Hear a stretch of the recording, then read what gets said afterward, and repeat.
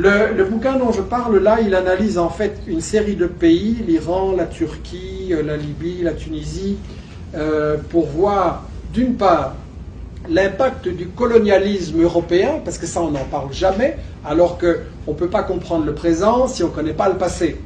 Mais il analyse aussi les stratégies actuelles des États-Unis et de la France pour garder la domination de ces pays-là. Et rassurez-vous, je ne vais pas vous parler de chacun des pays, mais il y en a un quand même dont je voudrais dire deux mots, c'est l'Arabie Saoudite.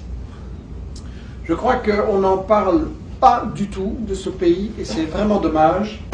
Je ne sais pas si ici, dans vos médias, vous avez de grandes campagnes sur le thème « Il faut mettre fin au régime intolérable de l'Arabie Saoudite ». Chez nous, en tout cas, il n'y a pas ça.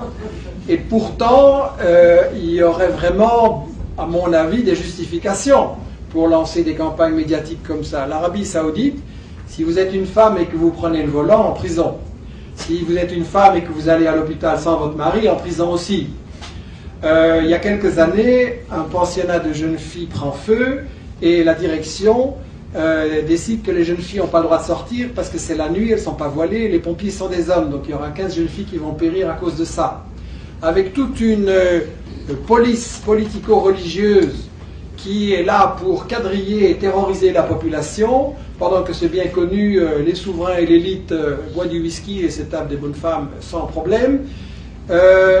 L'Arabie Saoudite, c'est un pays où il n'y a pas de constitution. Et d'ailleurs, le nom Arabie Saoudite, ça devrait faire réfléchir. C'est le nom d'un type. Saoud, c'est une famille.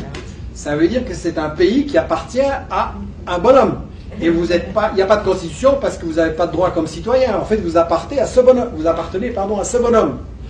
Donc, c'est quand même, bien entendu, syndicat interdit, esclavage des travailleurs immigrés qui sont là pour faire le sale boulot, esclavage des travailleurs immigrés qui sont là pour faire le sale boulot. Et il y a énormément d'abus qui sont documentés, qui sont connus. Il y a plein de rapports là-dessus, et pourtant il y a zéro campagne pour mettre fin à ce qui est clairement le régime le plus arriéré, le plus barbare, le plus inhumain de la planète. Zéro campagne. Et au contraire, on les présente comme des modérés, nos alliés, et depuis 50 ans, on vous raconte qu'ils vont gentiment évoluer, qu'il faut les laisser tranquilles et que tout va aller bien. En réalité, on a fait alliance là-bas, les Britanniques d'abord et les États-Unis ensuite, avec les pires meurtriers, les pires assassins et les pires fanatiques, qui jouent un rôle derrière le terrorisme contre la Libye, contre la Syrie et d'autres pays, qui financent le terrorisme et le fanatisme en Europe occidentale aussi, à travers des mosquées, à travers des choses comme ça, certaines mosquées. Et donc, pourquoi on ne fait pas ces campagnes contre l'Arabie Saoudite? Tout simplement parce que, grâce à l'Arabie Saoudite, les pétrodollars sont directement recyclés, comme je le disais, à Wall Street et dans le budget des États-Unis pour continuer à faire la guerre.